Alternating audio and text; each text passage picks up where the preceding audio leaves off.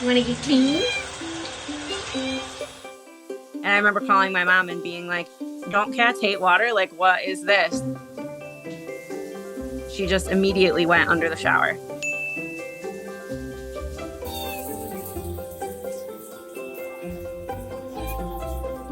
She was kind of poking around the shower curtain one day, and I just thought that she was following me around doing whatever. And then she hopped up on the side of the tub, and then she kind of got in, and she just instantly liked it. No fear. She puts her head up into the water. Kim absolutely loves it.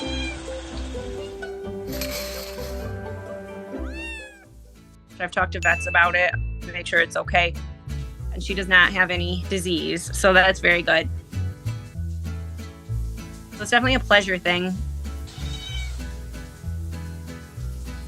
You just have to clean out their ears.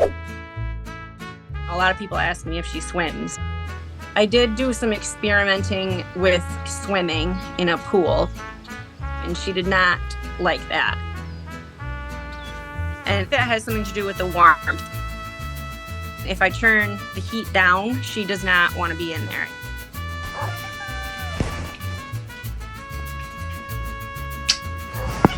I always say she was like a seal in a past life for a swimmer.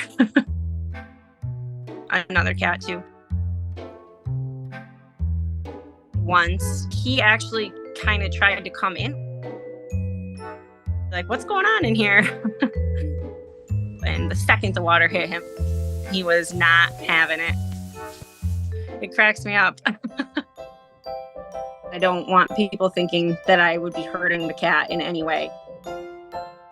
I've never, ever, not once put her in there on purpose.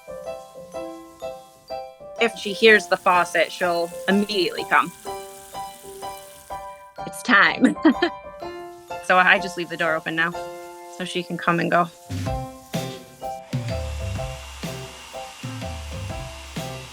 Something is special about her.